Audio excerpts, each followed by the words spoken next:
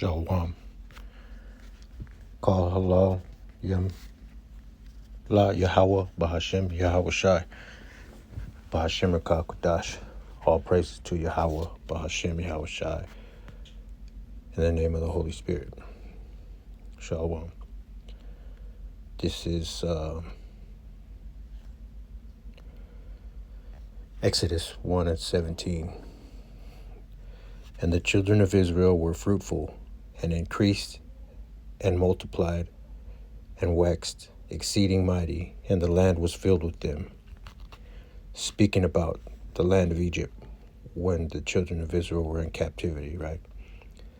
Verse 8, Exodus 1:8. Now there arose up a new king over Egypt, which knew not Joseph. And he said unto his people, Behold, the people of the children of Israel are more and mightier than we. Come on, let us deal wisely with them, lest they multiply, and it come to pass that when there falleth out any war, they join also unto our enemies, and fight against us. And so get them up out of the land. And they made their lives bitter with hard bondage, and in mortar and in brick, and in all manner of service in the field, and all their service wherein they made them serve was with rigor. So the new kings that didn't know Joseph, the new Pharaoh that didn't know Joseph, he didn't care for the Israelites. They didn't like the way that they were multiplying in the land. And so they put them to work, bitter, hard bondage, brick and mortar. So the Israelites pretty much built a lot of Egypt that we see today, or we see in pictures or whatever, and all manner of service in the field. All their service wherein they made them serve was with rigor. So they had him in hard bondage. Exodus 1:15. And the king of Egypt spake to the Hebrew midwives, of which the name of one was Shiphrah, and the name of the other Puah. And he said, When ye do the office of a midwife to the Hebrew women, and see them upon the stools, if it be a son, then ye shall kill him. But if it be a daughter, then she shall live. And that's just like what we see today in spiritual Egypt, starting with, not starting with, but the main one that we know of is Margaret Sanger. She started the Planned Parenthood thing, and her whole thing was eugenics, to get rid of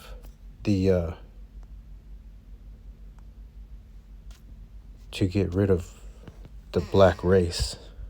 She called them weeds, and that's Hillary Clinton's hero, as she stated.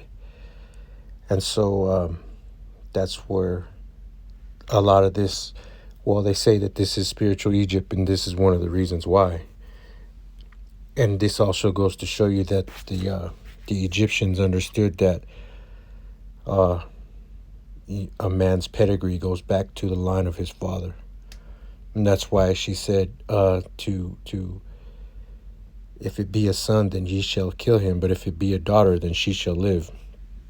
Because a daughter is the land, and the man carries the seed to plant in that land. So any seed can be planted in any land, So Psalms 83:1, keep not thou silence, O God. Hold not thy peace, and be not still, O Most High. For lo, thine enemies make a tumult, and they that hate thee have lifted up their head. They have taken crafty counsel against thy people, and consulted against thy hidden ones. They have said, Come, let us cut them off from being a nation, that the name of Israel may be no more in remembrance. The thing that have... okay, so this was Psalms 83. And if we go to it, Psalms 83, they have said, Come, let us cut them off from being a nation, that the name of Israel may be no more in remembrance. For they have consulted together with one consent. They are confederate against thee.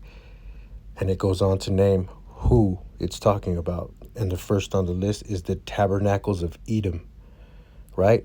And the Ishmaelites of Moab, and the Hagarenes, Gibal and Ammon and Amalek, the Philistines with the inhabitants of Tyre.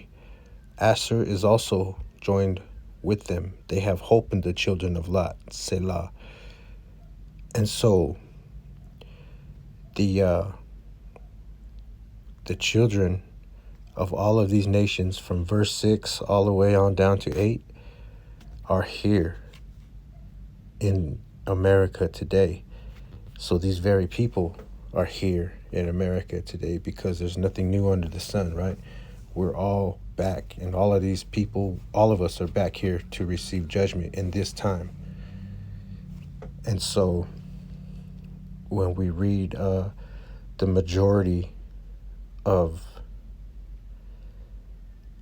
these scriptures, they were written by Israelites in their time, for Israelites in their time, but also for Israelites in our time, because that which has been is that which shall be done, right? Whatever happened then is going to be happening again, and it's going to happen now. And so this is to show us who our enemies are and who would be ruling, so we would know who was who in our time, right? And so if we go back to here, the last one I had was Ecclesiastes 1:9. The thing that have been is that which shall be, and that which is done is that which shall be done, and there is no new thing under the sun. Meaning, history repeats itself, all the way from the spirits that were there and did those things to the things that happened. History repeats itself, just like it said up here at the beginning.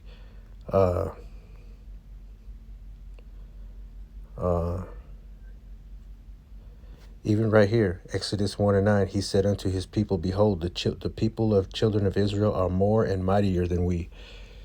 We see that now. The Israelites are, take away weapons, gunpowder, and all of these things, ammunition, and all of that. You could see who the strongest people on the earth are.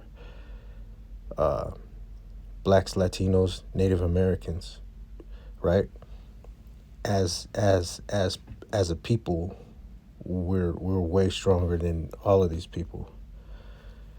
Also here, they made their lives bitter with hard bondage in mortar and in brick and in all manner of service. All their service wherein they were made to serve was with rigor. The Spanish conquistadors came and they made the Aztecs and the Mayas serve with rigor. Pizarro and his people, they went to the Inca and made them serve with rigor. The Columbus and his crew were at Hispaniola and made the Taino serve with rigor, and then all of the slave masters, owners, slavers, they made the royal house of Judah come to the United States as well as other countries around the world and serve with rigor. No new thing under the sun. And so just like all of those spirits that were made to do that back then, they're here now. And they're still, even though we have the illusion of freedom in this country, we're still oppressed heavily. We're taxed heavily, we're oppressed heavily, we're forced to eat defiled bread and drink defiled water under these heathen. And all of those spirits that were made to serve with rigor, they're here for their judgment too, because I think it's been, I don't know exactly how many generations, but 500 years, 550 years or something like that since since first contact and all of that. So in all of these different reincarnations, this should be the last one right here. So we're here for our final judgment. And so this is where we learned of who we are and who grace is for. Let me go and get that real quick. It would be Romans 9. I say the truth in Romans 9 and 1. I say the truth in Hamashiach, I lie not, my conscience also bearing me witness in the Holy Spirit, that I have great heaviness and continual sorrow in my heart. This is Paul speaking. For I could wish that myself, excuse me, excuse me, for I could wish that myself were accursed from Hamashiach for my brethren, my kinsmen, according to the flesh, who are Israelites, to whom pertaineth the adoption and the glory and the covenants and the giving of the law and the service of the Most High and the promises. And so we're all here in this lifetime for our final judgment, and whoever is going to die the second death, which is the lake of fire, which will be brought on by the ICBMs, as well as the lasers from the chariots of Yahushua and the angels. This is where we would learn, excuse me, like I was saying, who we are, and that we are the Israelites, and that to us pertain the adoption and the glory and the covenants and the giving of the law, right? And that we are, in fact, under grace. And so this is a grace period for us to learn who we are, learn the true name of our God and his Son, and to turn from our adulterous ways of going after the gods of the heathen, which would include Jesus Christ, the Virgin Mary,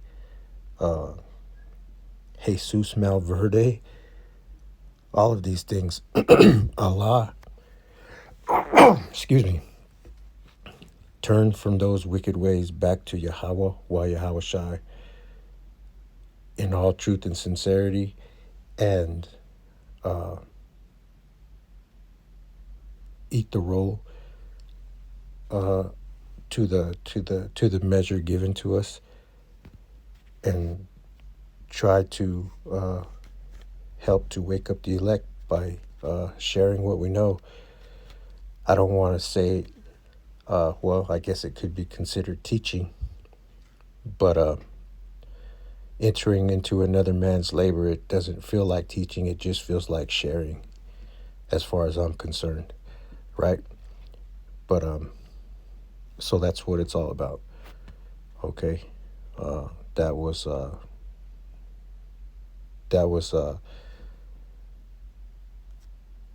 what was it? Psalms 83. Psalms 83, the enemies of the Lord, and Romans 9. And I'll see you on the next one. All praise to the Most High Yahweh, Bahashem Yahushai, Bahashem Kakodash. Double honors to the apostles and the elders, great millstone, for teaching this truth. That's where I learned it from. Till next time, shalom, shalom to the hopeful elect.